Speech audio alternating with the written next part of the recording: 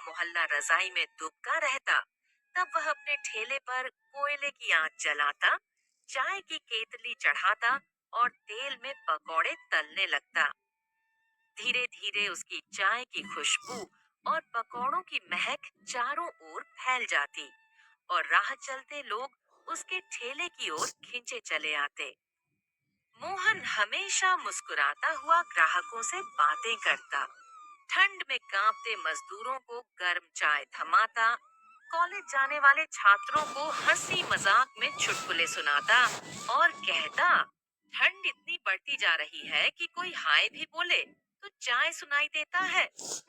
ये बात सुनकर सब हंसने लगते हैं। मोहन बुजुर्गों को सम्मान से बाबूजी कहकर बैठने को कहता।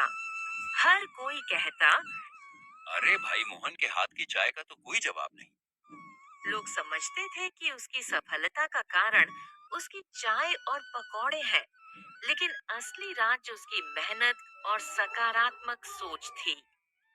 एक दिन बहुत तेज ठंड पड़ रही थी, इतनी कि लोगों ने अपने दुकानें तक नहीं खोली। रास्ते पर बर्फ जैसी ठंडी हवा चल रही थी, लेकिन मोहन फिर भी सुबह 4 बजे उठकर अपना ठेला लेकर निकला। मोहन की अम्मा ने आवाज लगाई, बेटा पगला गया है क्या? इतनी ठंड में कौन चाय पीने आएगा? मोहन मुस्कुराया, अरे अम्मा, ठंड में गरम चाय ना मिले तो मोहब्बत अधूरी लगती है। अम्मा बोली, बातें तो बड़े वाले नेता जैसी करता है, देखो कमाई भी वैसी हो जाए। मोहन हंसते हुए बोला, बस दुआ कर दो अम्मा, ठेला चमकेगा और तुम्हारी सर्दी की दवाई भी अपने पैसे से लाऊंगा। उसका दोस्त छोटू आया, जो हर वक्त मस्ती में रहता था। बोला, भाई, इतनी ठंड में ग्राहक तो तभी आएगा जब चाय के साथ हीटर फ्री मिले। मोहन ने मजाक में कहा, हीटर नहीं दे सकता, पर अगर ज्यादा ठंड लगे तो पकौड़े के तेल में हाथ डाल दे, गारंटी है ठंड भाग जाएगी, साथ में जलन फ्री। दोनों हंस पड़े। धीरे धीरे धूप की हल्की किरणें आने लगी और साथ में मजदूर, रिक्शा वाले, स्कूल के बच्चे भी। सब कहते, मोहन, तेरे पकौड़े में जादू है। जादू नहीं बाबू, ये मेरी ठंडी उंगलियों की गर्मी है। लेकिन जिंदगी का स्वाद चाय जैसा नहीं होता, कभी मीठा तो कभी कड़वा भी मिलता है। एक दिन अचानक नगर निगम के लोग आए और बोले, अरे, ये ठेला यही नहीं लग सकता, नियमों का उल्लंघन है। मोहन के होश उड़ गए। बोला, साहब, यही तो मेरी रोजी रोटी है। अधिकारी बोला, नियम तो नियम है, ठेला हटाओ वरना जब्त करेंगे। मोहन ने बहुत विनती की, मगर उसे ठेला समेटना पड़ा। उस दिन घर लौटकर उसने पहली बार हार महसूस की। अम्मा ने कहा, हार मत मान बेटा, अगली सुबह फिर निकलना। मोहन बोला, कहाँ लगाऊं ठेला अम्मा? अम्मा मुस्कुराई, जहाँ जरूरत होगी वहाँ रास्ता खुद बन जाएगा। अगले दिन उसने ठेला बाजार के कोने पर लगाया, जहाँ ठंडी हवा और ज्यादा चलती थी।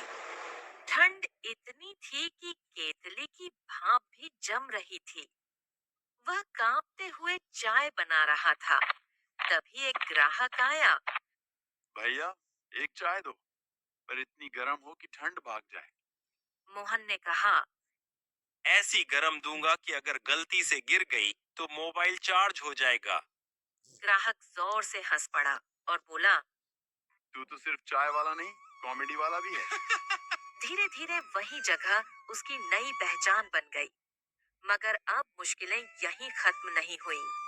एक दिन जब वह पकौड़े तल रहा था, तब अचानक तेल का डिब्बा गिर गया और सारा तेल बर्फीली जमीन पर फैल गया।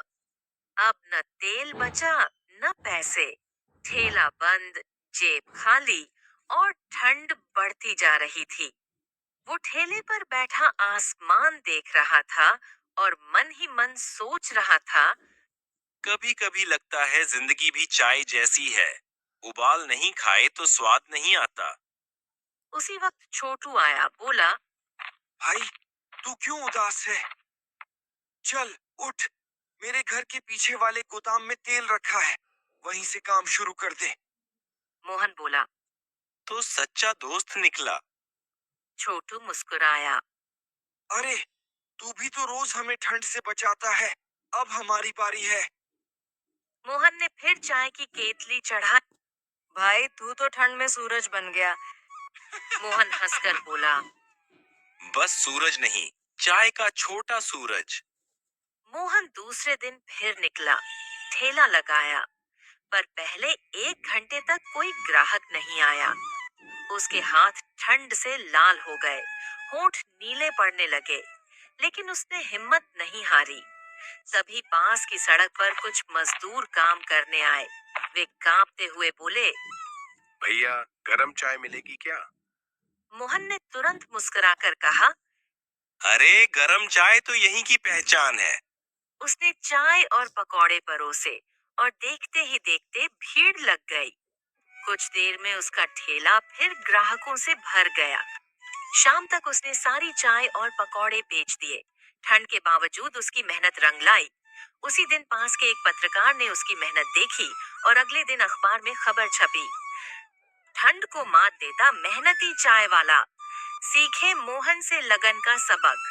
धीरे धीरे मोहन का नाम मशहूर